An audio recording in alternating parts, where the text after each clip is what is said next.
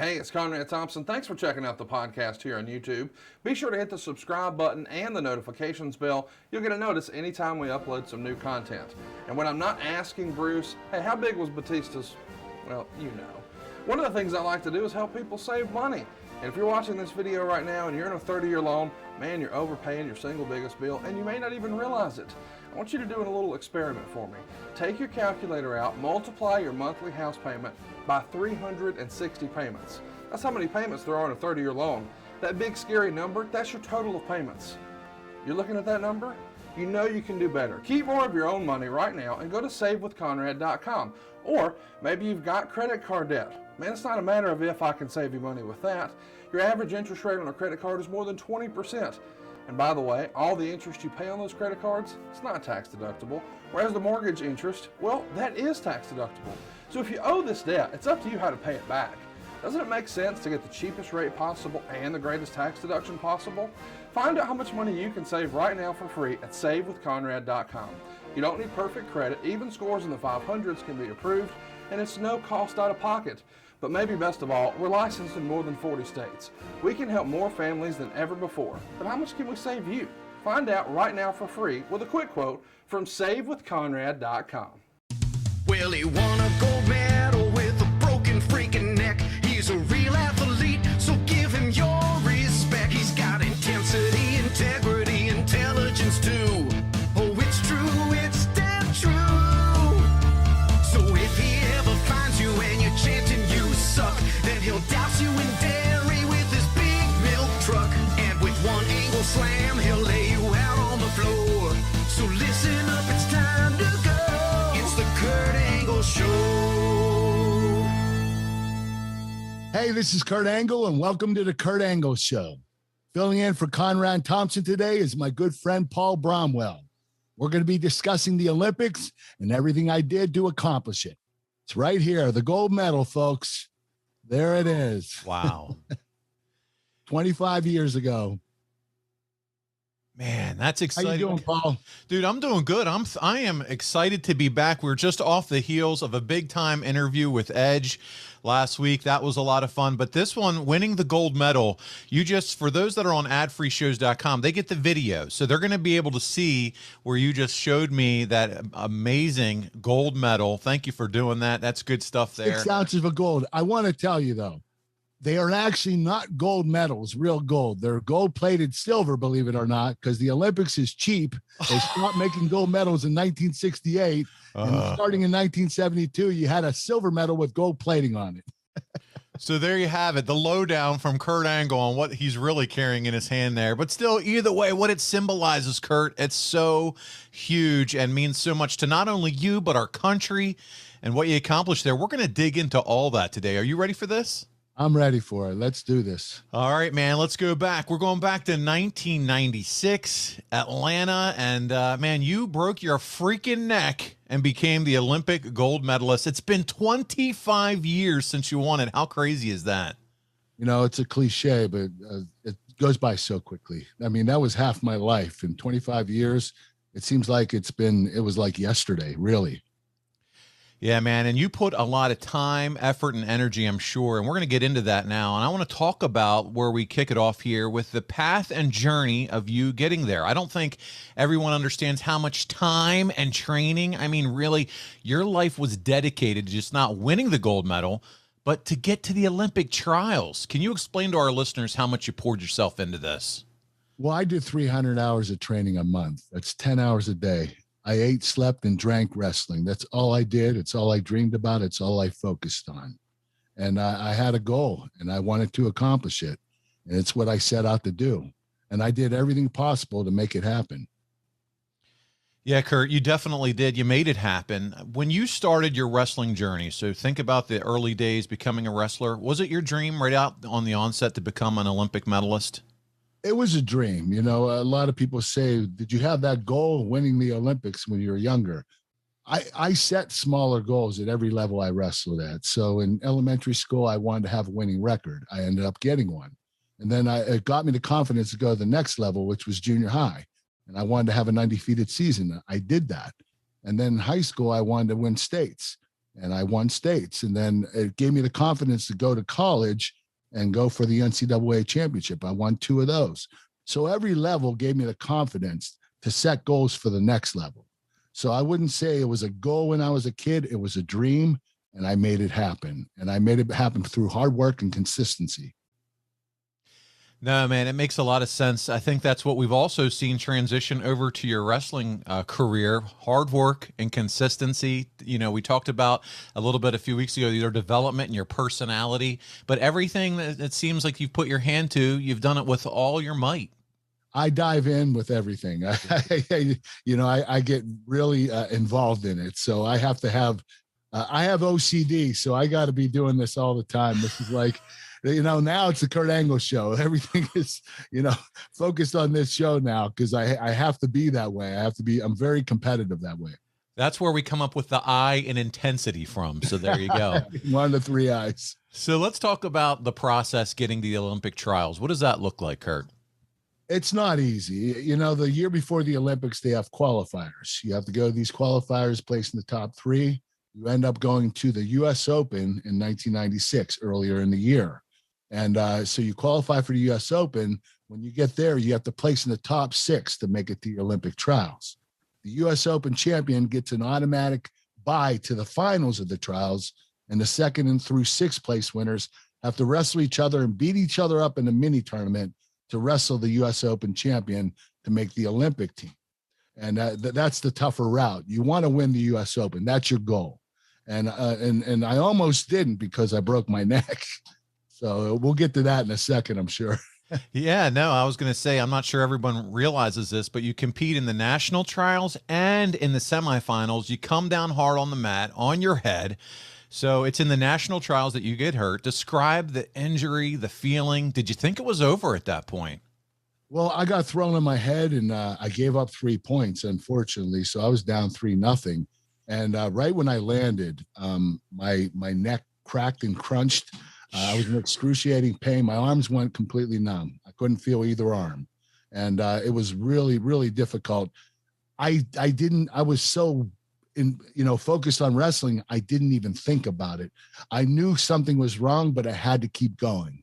And, there was no way that I was just going to give up, not knowing what it was. So I took a quick injury timeout and I shook it off and went back in there, and I had to fight back to win that match. I was really proud of my composure because I was down 3 points, and I ended up tying it up and going ahead and winning at the buzzer. And that showed me that I had the composure to make the Olympic team. Man, is that just adrenaline that takes over, or you think more of that intensity, that will to win that just blocks out the pain?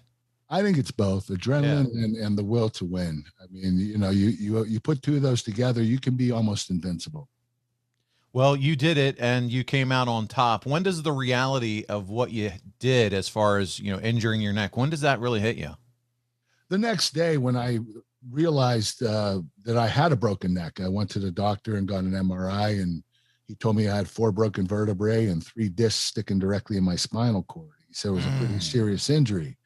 And, I was at that point, I wasn't going to be cleared to wrestle. So, I had to come up with a good game plan with my doctor. And we decided that, the Olympic trials was about 2 months away. And he asked me how long I had. And I said about 2 months. And he said, we might be able to make this work. So, we actually came up with a game plan. You can't do this today with liabilities, but back then it was you were a little more giving. The doctor, would give you the option of possibly going for it, even if you are injured. There was less liability back then. You talk about forming a game plan with your doctor. At any time in your mind was the option of, hey, maybe I should think about quitting or stopping at this point? No, I never thought about quitting. Everything was about what I had to do to get back, to make it back. The doctor told me that I would have to take off a month of wrestling, that I couldn't wrestle because it would do further damage to my neck. He said you could do limited weight training and conditioning, but you have to stay off the mats for a good month and let your neck heal. And he gave me a healing agent, non-steroidal, because you can't have steroids in the Olympics. You get tested all the time. So it was a healing agent It helped tremendously. It didn't completely heal my broken neck, but it did help. It brought down the swelling. I could start feeling my fingers again. And his game plan was to go to the Olympic trials with a doctor, and he would stick me with 12 shots of Novocaine in the neck 5 minutes before each match. So I would do that, and I couldn't feel my neck. It actually worked. I was all worried about my neck the whole time, and then when I got shot up like a racehorse, I didn't feel it anymore. So I was like, okay, I can wrestle like this. So it worked out tremendously. But the thing is, an hour after the match was over, I was in excruciating pain again. It was a really difficult situation for me, and I knew I was doing further damage to my neck. Kurt, 12 shots of Novocaine before each match? Yes, 12 shots of Novocaine. That's unbelievable, man. I feel strongly that saving money is important. If it's not something we worry about now, boy, we are really going to worry about it later. And I want to help you get out of debt faster and do it with cheaper monthly payments. I'm talking to you if you're in a 30-year loan. Now is the time to take years off of your loan. We're routinely helping our listeners cut 5, 10, even 15 years off their loan. And you can do this without perfect credit, with no money out of pocket. You've just got to start at savewithconrad.com.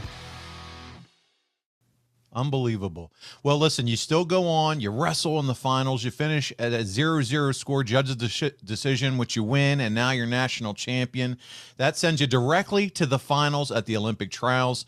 And now everyone has to wrestle you face-to-face for the spot in Atlanta. How satisfying is that feeling, knowing how much you overcame to earn that spot? Well, the U.S. Open finals, I wrestled an incredible wrestler named Kerry McCoy, a 2-time Olympian, and I won very ugly. I couldn't use my arms at this point.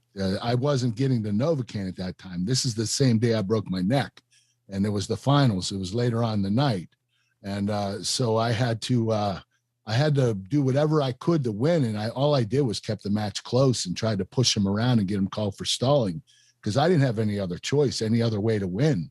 I couldn't score on him because I couldn't attack him because of my neck.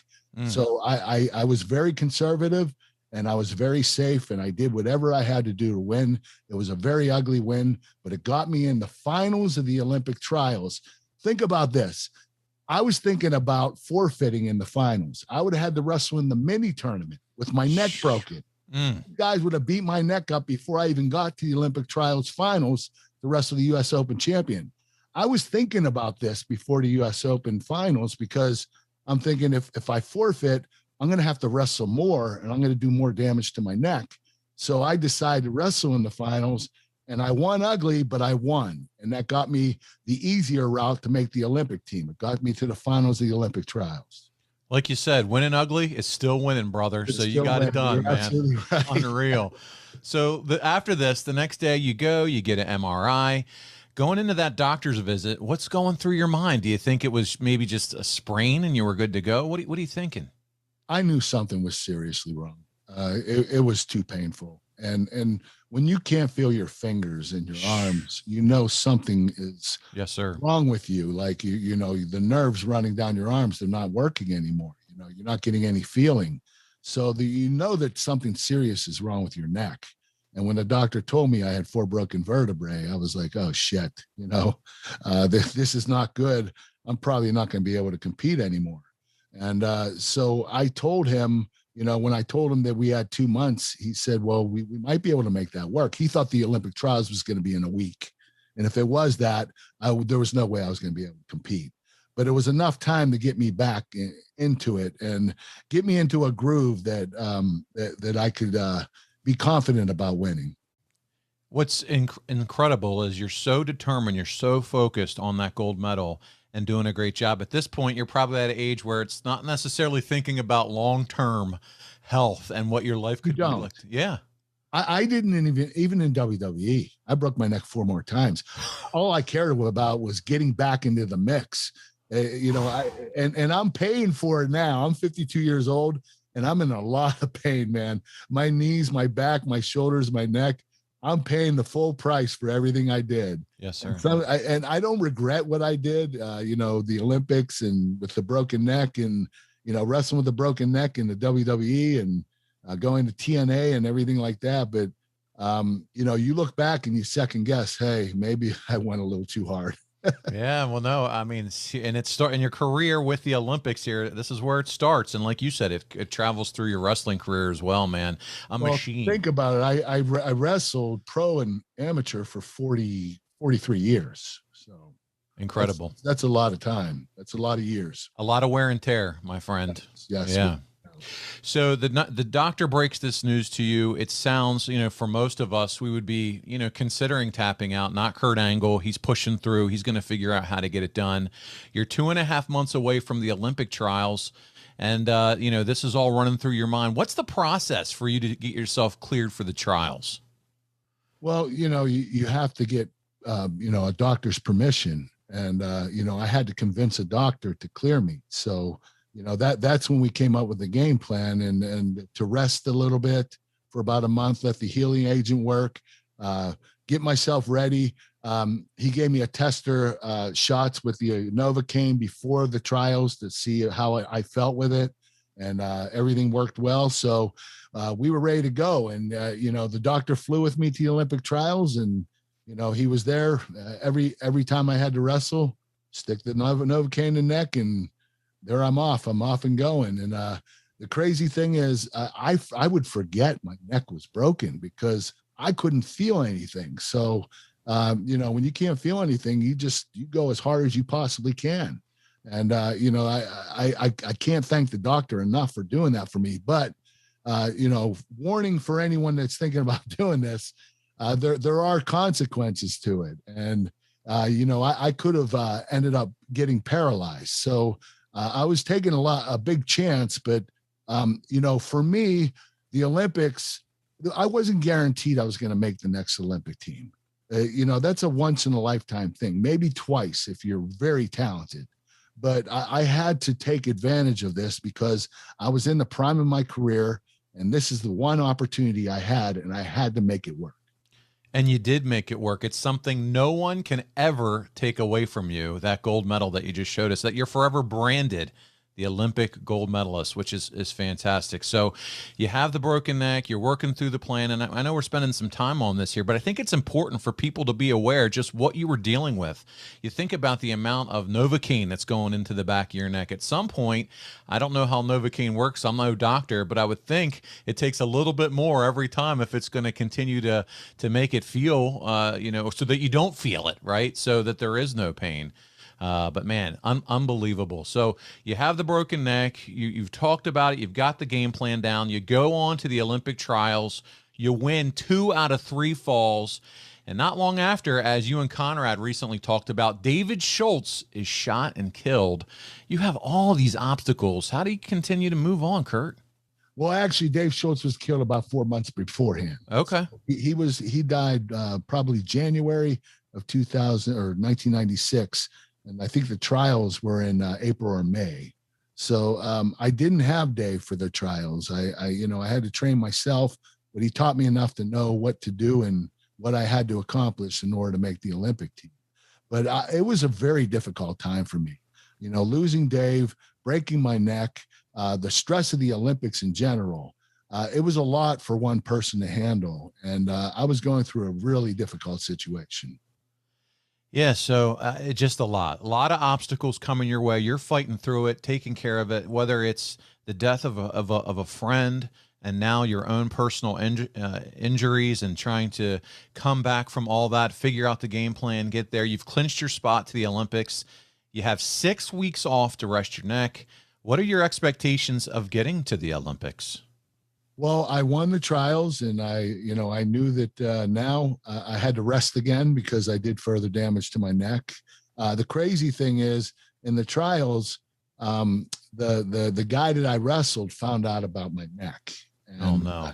He attacked it right away. He was just going for my neck and snapping my head, clubbing me in the back of the head, trying to hurt me, taking both of his hands around the back of my neck and pulling me down really hard and just trying to hurt my neck the whole entire time. And we got into kind of a fist fight, and the ref broke it up and said, hey, if you guys keep doing this, we're taking the number 3 guy. So we had to stop fighting. But he kept going after my neck. And the crazy thing is, it was a blessing in disguise because he went away from his game plan. He was reaching for my neck all the time. And every time he reached for my neck, I'd attack his leg and take him down. So it actually worked to my advantage. It's crazy, but him wanting to hurt my neck actually helped me make the Olympic team. Yeah. Wow. Just because he just totally got out of the mindset and wanted to try to attack and threw him off. He wanted to hurt me. Now you're on a lot of pain medications. You're getting Novocaine, obviously. No pain medication. No pain. For the Olympics. Yeah. Okay. That's what I was going to ask. That would have probably helped me, but it's illegal in the Olympics. You can't take pain meds. And there were no other side effects or anything like that bothered you from the Novocaine or anything that you're...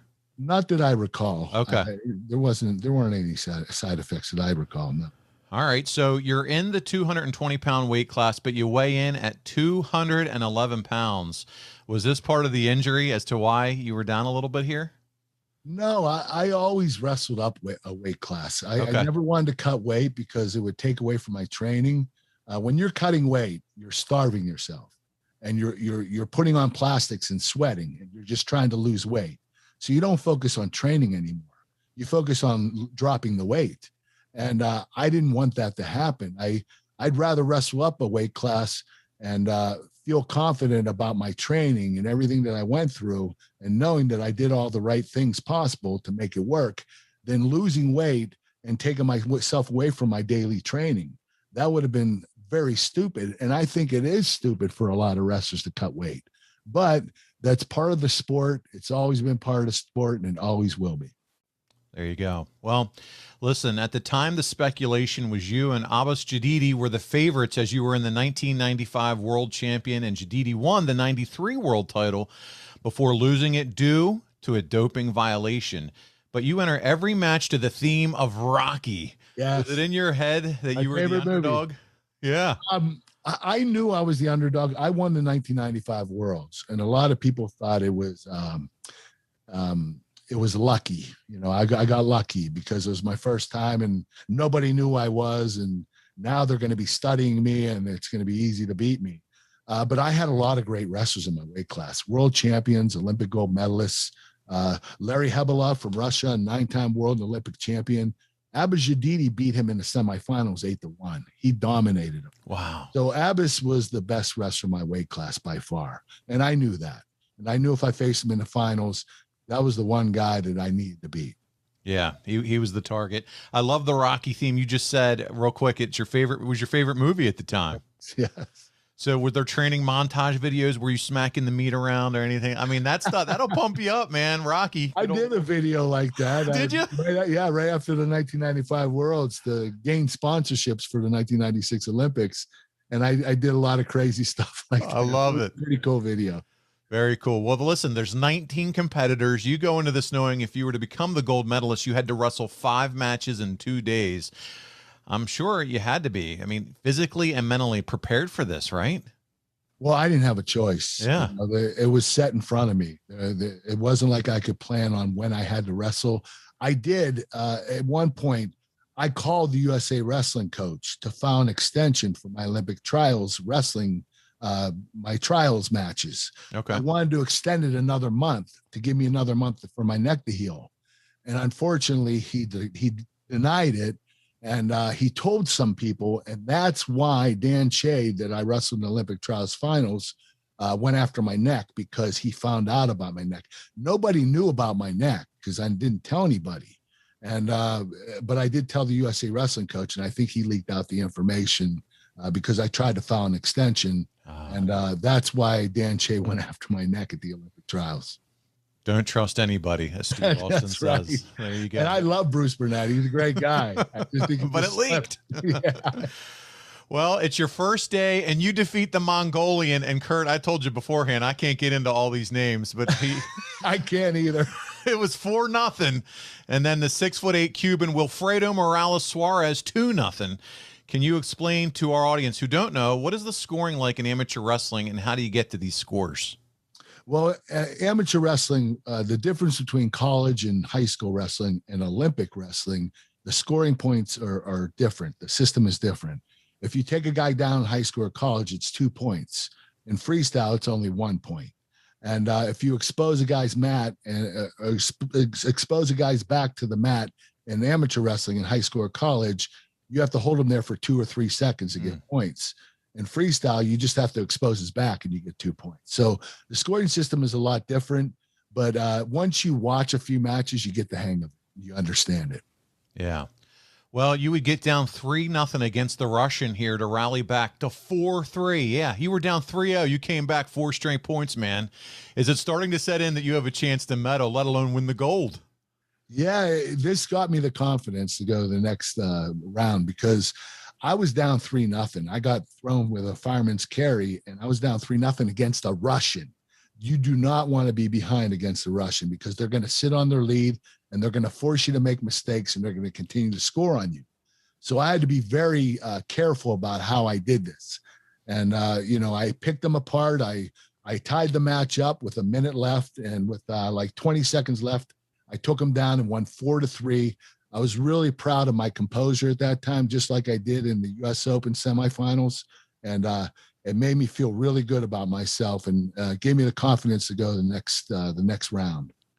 Well, let's get back to this. You're through 3 matches. How's your body feeling at this point? Well, my neck was killing me, and my arms were numb, and my back and knees were really sore. It was a really hard fought Olympics. Don't forget, I went in overtime 4 out of 5 matches. So I put a lot of abuse on my body because I was limited to what I could do to a certain extent. So, I had to wrestle very conservatively. Wow. Do you have the matches? Are they on tape anywhere, somewhere that you could go back and watch if you wanted? Yes, I could watch them. That's cool, man. That would be. We should do this on the Kurt Angle show eventually. A fun little watch along or something, maybe for ad free or something. Great idea. I would love that. Yes, that would be great. So, okay, you're on to your semifinal match. It's against Alexandrov, and you get through that rather easily to get to the gold medal match against the Iranian. Again, we mentioned him earlier, Abbas Jadidi. The semifinal ends. The reality of you getting at least a silver medal, is it setting in at this point? Yes, knowing that I won a silver medal, it was a great feeling, but it wasn't what I set out to do. And, if I would have lost in the finals, I probably would have wrestled another 4 years because I wanted the gold medal. I wasn't going to settle for a silver. There was no way possible. I knew in my mind, heart and soul, that I wanted a gold medal and I was going to attain it. So if I didn't win in 1996, I would have wrestled in 2000. He's a machine, folks. What did you know about Jadidi going in besides the doping violation? What was your background knowledge on him? Well, he's had a lot of success as an Iranian wrestler, and he won the Worlds. He got suspended for 2 years, came back and took third in the Worlds in 1995, where he actually, it was a fluke that he lost. He was beating the guy 8-0.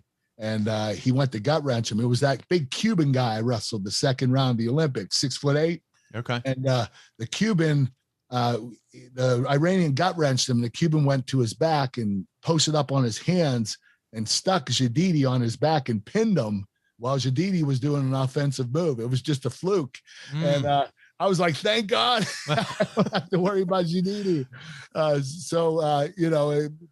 It's one of those things that, 1995, I was new to the Worlds. I wanted the easiest path to victory because, I just wanted to win a gold. In 1996, I knew nothing was going to be easy. I would have to earn it. Well, Jadidi gets an early point, just 2 minutes, 42 seconds in by turning you around. Do you immediately go on the defensive or do you stick to your game plan? Well, I knew Jadidi was going to score first. He's an animal, and he's a much better wrestler than I am. But what my game plan was, my conditioning was impeccable. I was the most conditioned wrestler in that whole tournament. I trained my butt off. I did exhaust training. That's when you train till you're exhausted, and that's when the training starts. And so I did everything possible to make sure that I was ready for that. Well, within 30 seconds, you take him down to make it even at 1-1. The match is on YouTube, by the way, guys. So if you want to check it out, it's a really good one. And for the people that haven't seen it, you can find it there. The seconds wind down and your 8-minute draw is complete. You don't get right up where Jadidi runs over to the scorer's table and sees his name circled on one of the scorer's cards and starts celebrating. What's running through your mind and body at this point, Kurt? Devastation. I thought I lost. I thought Jadidi saw the proper, winner. He came back to the center of the mat. He was celebrating. I was like, oh shit, I lost. I'm going to go another 4 years.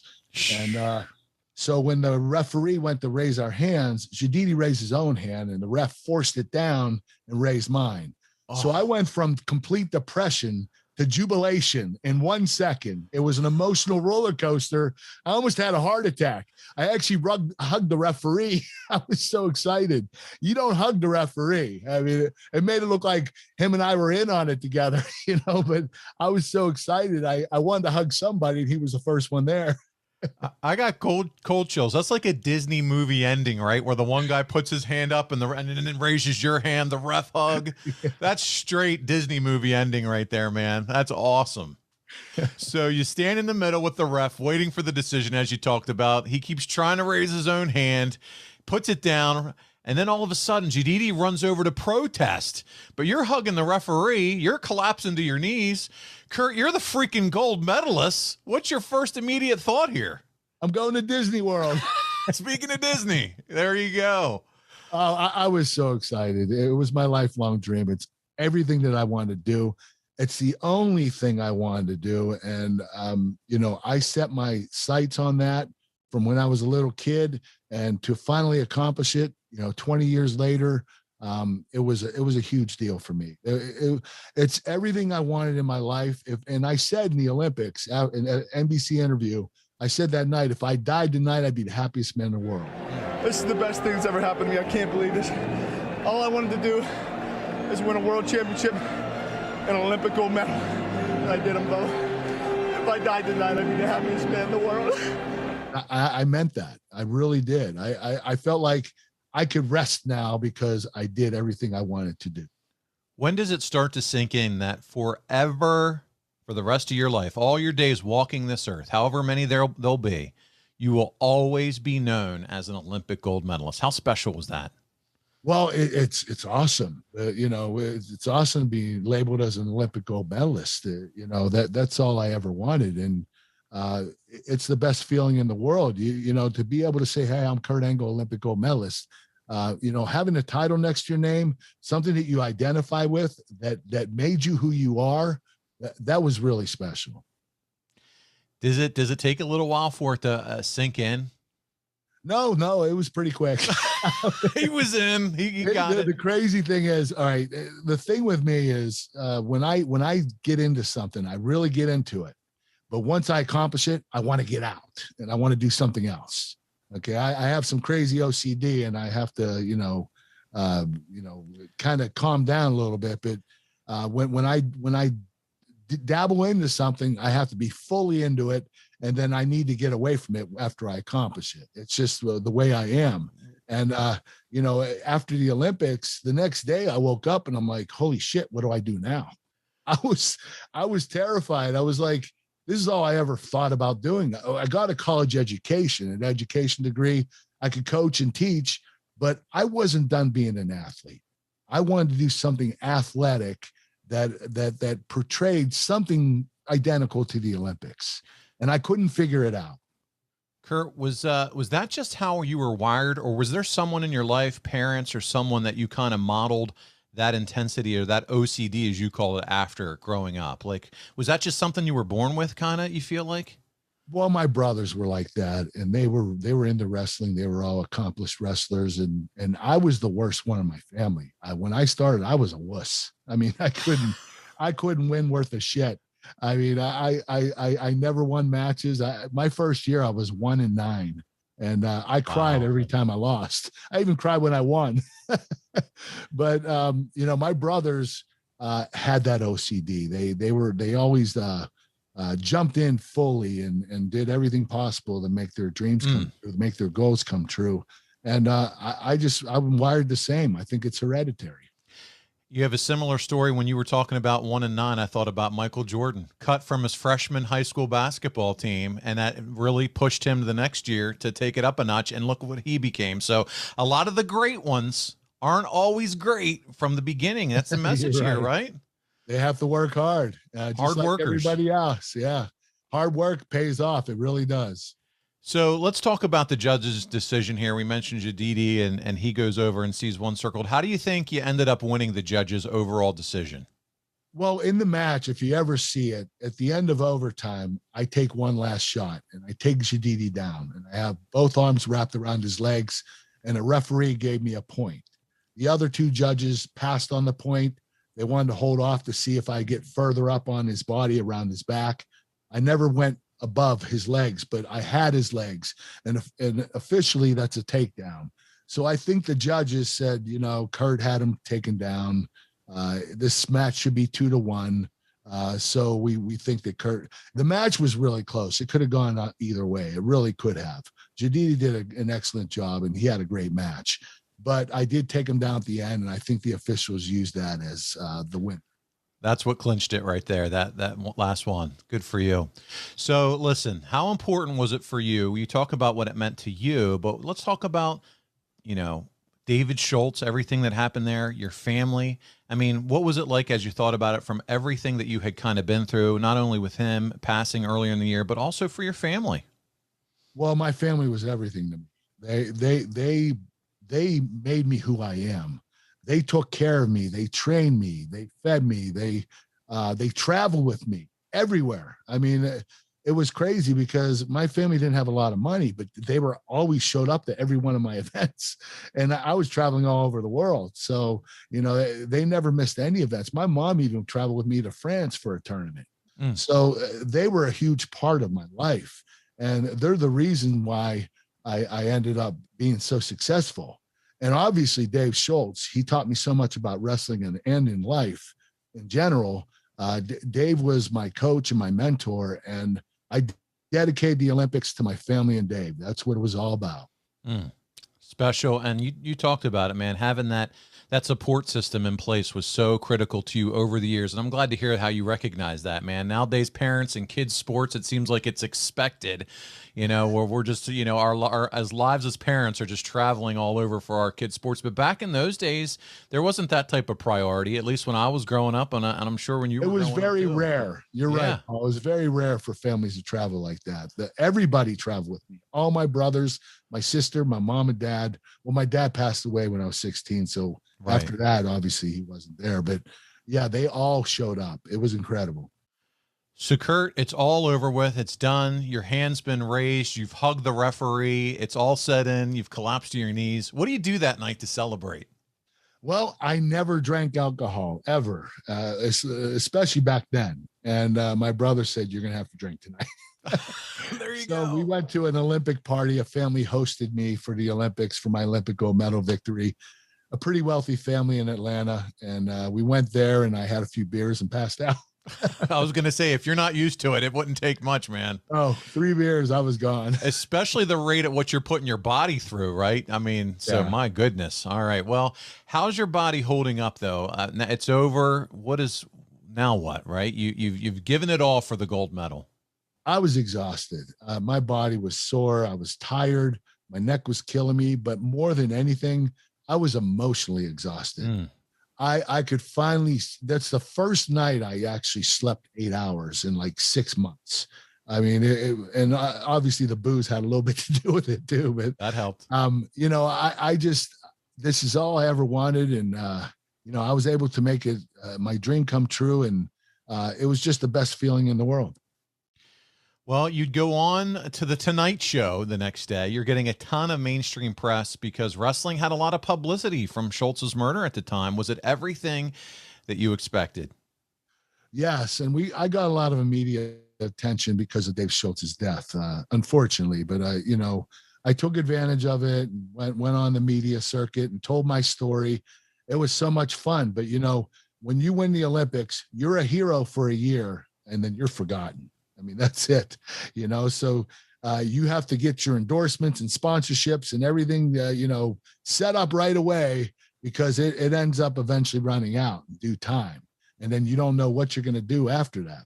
Yeah. No, I always think about, when I think about the Olympics, I think about the Wheaties boxes. So, that's the big thing. Everybody's got to get on there, or those sponsorships. You think of Michael Phelps and how he had to take advantage of his popularity when he was winning all the gold. So, no, you're absolutely quick right. story about the Wheaties. They wanted to do a regional one with me. Okay. And unfortunately, I was on a media tour and I didn't get back to them. And so they couldn't do it, because by the time I got back to them, it was a month later, and they said our boxes are going to be off the shelves by the fall, so we don't have a lot of time to promote it. So unfortunately, I didn't get to be on the Wheaties box when I should have been. Let me tell you something, Kurt. My grandfather would have had that and kept it. My grandfather could not stand professional wrestling. He was not a fan of it whatsoever. It annoyed him that my dad and I watched it. We would have to hide it. If we were going to watch it at his house, we'd go to the basement type thing. But he was damn proud that Kurt Angle was from Pittsburgh, Pennsylvania area, man. And so cool. It meant so much, not only to our country, but from where you grow up. You were a Pittsburgh icon. That made me an icon. I'm one of the most popular sports celebrities in Pittsburgh because of the Olympics. Amazing. And this is a great city. Pittsburgh, they take a lot of pride in their athletes. And, what they did for me was incredible. Even the Steelers and the Pirates and the Penguins, they jumped in and they had special events for me, and, Kurt Angle Day. And it was it was really cool. We had a parade. There were 80,000 people showed up for the parade the next day after the Olympics in Pittsburgh. They had a parade for me, which was incredible. Unbelievable, Kurt. 80,000 people. Great city. Out. Awesome. Best city in the world. I love it. Well, you and I connect big time on that. So what do you start thinking about? When are you thinking about what's next? You mentioned you're the type of guy that you do something, you've accomplished it. Now it's on to what's up next. Is professional wrestling even on your radar at this point? No, but I didn't know what I wanted to do. I woke up the next day. I was in utter depression. Didn't know what I was going to do. I didn't want to keep wrestling Olympic style anymore. After the broken neck and the stress from it and Dave Schultz and everything, I wanted to get away from it. So I took a sportscasting job in Pittsburgh for a year. That didn't work out. I didn't like that very much. And I started watching Raw while I was a sportscaster. And I fell in love with the characters, Stone Cold, Rock, Triple H, Undertaker. And I loved the athleticism and the way they entertained the fans. And I thought, this is the athletic thing that you're looking for. Why did you turn them down in 1996? What the hell is wrong with you? Because I had an offer by Vince McMahon, a multi-million-dollar offer. That's right. In 1996, that I refused. So I called the WWE in 1998 and said, hey, I'd like to have that contract. They said, there's no contract. You're going to have to try out. And if you make it, you're only getting the lowest amount possible. So nothing's ever come easy for me, and I didn't expect this either. So I don't mind working hard to get whatever I want. But I told them that I would be a millionaire by the time within 2 years, and I did. I actually made over $1 million my first year wrestling. Yeah. That's fantastic. Well, yeah, and that story too is in the archives. I know you and Conrad have kind of covered that, where you came in and said, Bruce Pritchard, I can't lose, right? So yeah, that's fun. Yeah, when I went up for the meeting, my brothers got in my head. Hey, remember, you're an Olympic gold medalist. You're a badass. Nobody beat you. So I walk into the meeting and I'm all fired up, and I'm like, listen, I can't lose. I'm an Olympic gold medalist. Nobody beats me. And Bruce was like, what the exactly. This guy's out of his mind. But I didn't understand it. I knew that there was a predetermined winner, but when you're a real athlete and you're competitive, you don't want to lose. You don't like losing. So for me, though, it was an easy adjustment going into WWE, because I didn't mind losing, because I was an Olympic gold medalist, and this wasn't real sport. I knew that I didn't have an attitude about it. I just thought, this is business. They're going to put me over. I'm going to put them over, back and forth. That's the way it goes. That's the way you get more popular. That's the way you build each character. And so I kind of took a quick understanding to it when I started. And like I said, I dabbled myself into it. I just dove right into it. I studied tapes. I watched everything possible, watched a lot of Bret Hart and Shawn Michaels, and, just had a lot of fun doing it. And because I studied so hard, I picked it up so quickly. Yeah, I mean, you're right. The athleticism part of it, sure. That's where you know it translates when you think about competing and sports and all that. The athleticism is all there. It's that entertainment side of telling stories and taking it from week to week. So there you go. Good stuff. Well, Kurt, listen, we have some fan questions for you for this one. We're going to go through a few of those. So the first one comes to us from J Newsman 3. That's his Twitter handle. Does Kurt have any fun weight cutting stories? How much have you had to lose in one night or before a weigh-in? And what is Kurt's favorite post-weigh-in snack? I always loved an egg sandwich myself. Well, unfortunately, I never cut weight. I can't really tell you what it's like. I don't want to know what it's like. I don't care what it's like. I'm one of those guys that would rather be fully prepared than dropping weight and making another weight class, just so I could wrestle the smaller guys. It just didn't make sense to me. Well, no. But my pre-match meal was a big load plate of pasta. With grated cheese on it and good Italian sauce. That's what I ate before my tournament.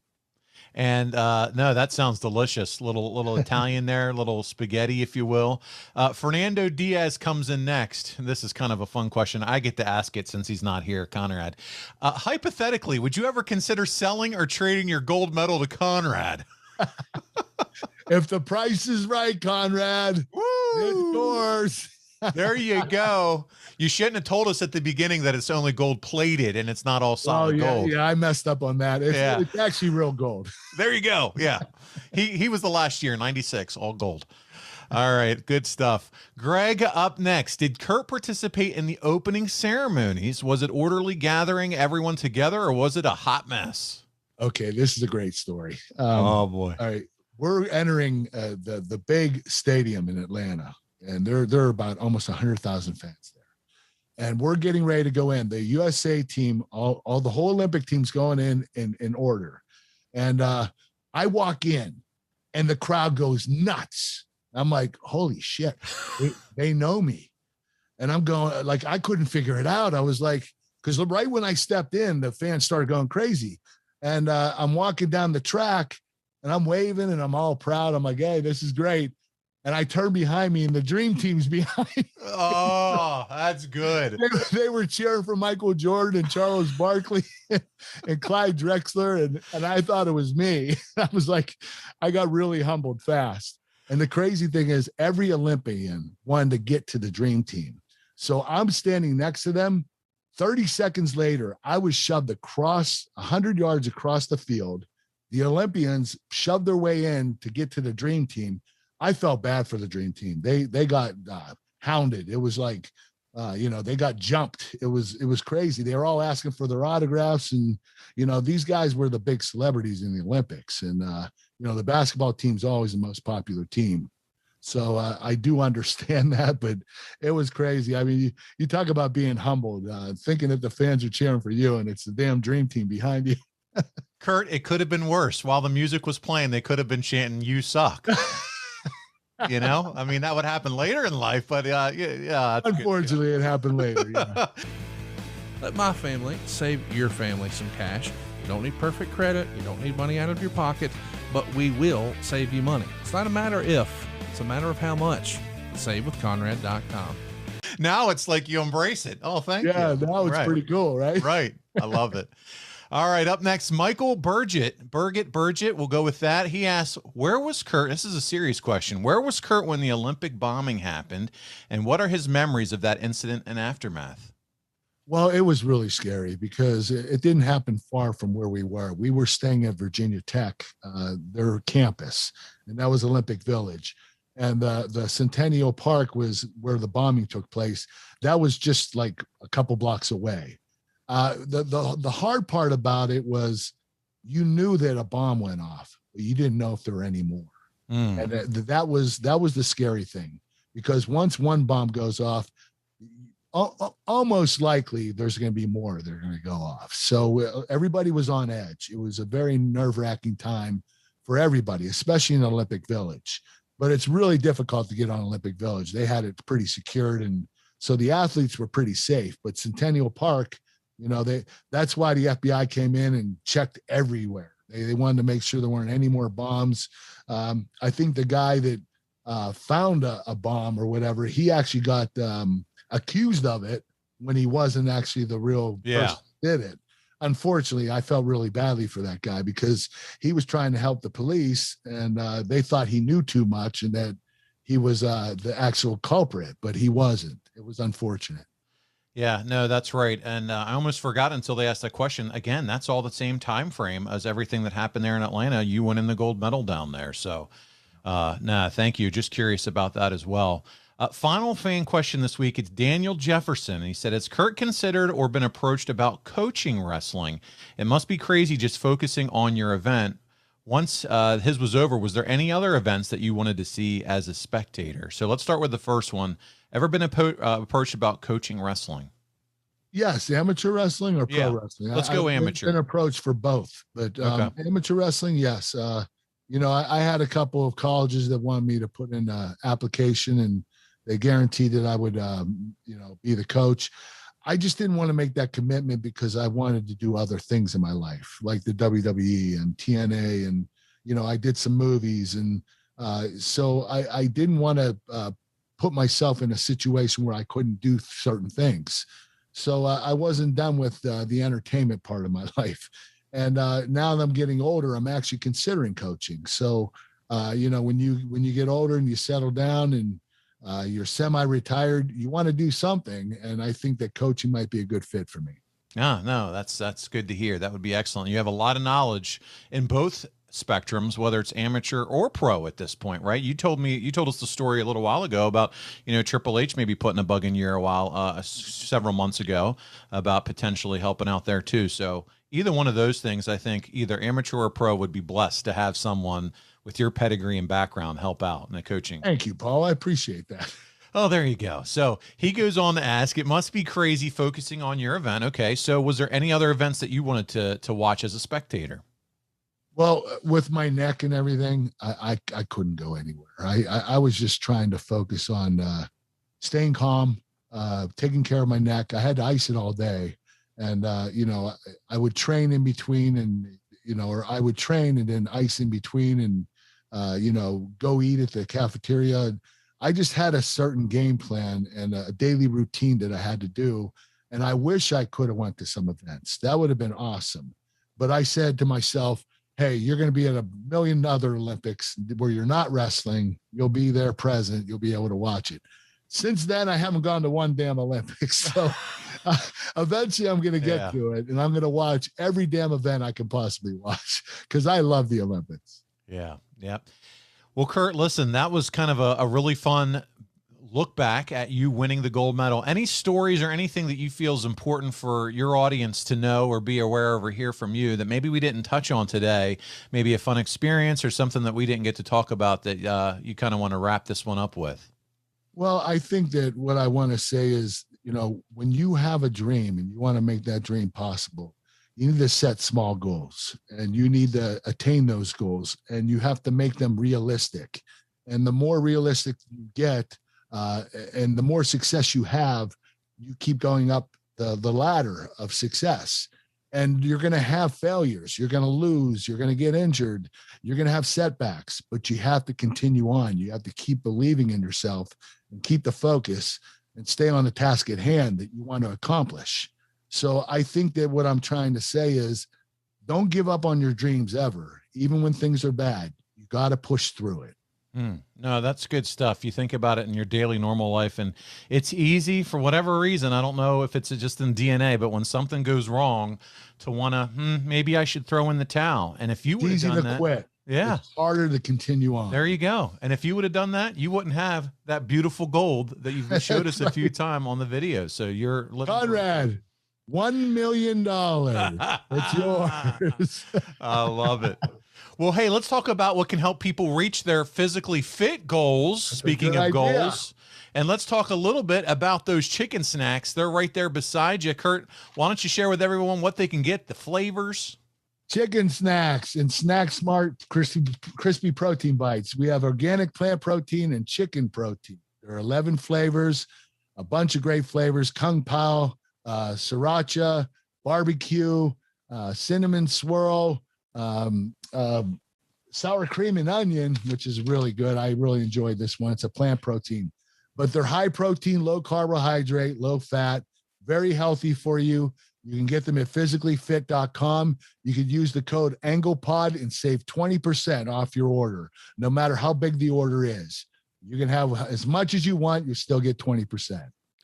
Man, that sounds so good. There's so much Twitter and social media feedback on how good those snacks are. I'm so happy with the results of the responses from Twitter and Instagram. It's the fans really love it. You guys, thank you so much for ordering the chicken snacks and enjoying them the way you do.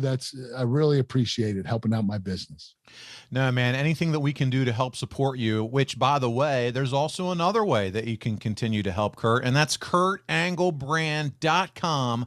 That's where they can find some really cool apparel. That's where you're going to autograph some good stuff for them. Take care of them over at kurtanglebrand.com, right? Yes, we have cowboy hats, we have milk cartons, we have photographs, we have birthday cards, we have T-shirts, we have it all. And if you have any photos sitting at home that you want me to sign with an inscription, send it to the address on my website, kurtanglebrand.com. Give me a small donation for charity, and I'll send it back to you. Man, that's awesome. I see that original cowboy hat right there behind you on your standee, and they can buy a cowboy hat. I have the cowboy hats. Yes. That's so cool, man. Listen, it's fantastic. You're telling great stories. You're sharing about your life with all of us. And again, if you're listening to us here on the audio version and you're doing it on the main feed there, it's all free entertainment for you. Let's try to figure out a way that we can support our main man here, Kurt Angle, because he's really put in the work and effort. Physicallyfit.com. Not only does it help him, it helps you. And then kurtanglebrand.com, where you can get all that cool merch. Maybe you have a title belt or a picture or something you'd love to send in and have him sign. He's going to hook you guys up. So Kurt, this has been tremendous. And listen, I mentioned ad-free shows earlier, but adfreeshows.com is where you're going to find the video where they can see the gold medal. Watch the video version. Yes, adfreeshows.com. That's right, buddy. And man, hey, listen, and it doesn't end there. Coming up, we're going to have another Ask Kurt Anything. So if your questions have not yet been answered, there's an upcoming podcast with Kurt where you're going to get a chance to ask him whatever's on your mind, whether it's his amateur background, professional wrestling, maybe what he's up to now. Think of those fun questions. Start submitting those in. Respond on social media, on Twitter with the hashtag AskKurt, and we'll make sure that we get him added for that episode. I love those shows, Kurt, because that's when the fans and the listeners' voices are heard. Yeah, it's a very diverse group of questions. I like doing that, changing the subject and going to one to the other, and it's really cool segment. I really enjoy the podcast when we do Ask Kurt Anything. Well, listen, Kurt, thank you so much for allowing me to be a part of this. This was tremendous. Again, winning the gold medal as only you could articulate. We're looking at it once again on the video. He's been Kurt Angle. I'm Paul Bromwell, and thank you for joining us on another episode of The Kurt Angle Show. We'll see you next week. It's true. It's damn true. Hey, it's Conrad Thompson. Thanks for checking out the podcast here on YouTube. Be sure to hit the subscribe button and the notifications bell so you get a notice anytime we upload some new content. And go save yourself some money right now. If you're in a 30-year loan or you have credit card debt, it's not a matter of if I can save you money. It's a matter of how much. Find out right now for free at SaveWithConrad.com.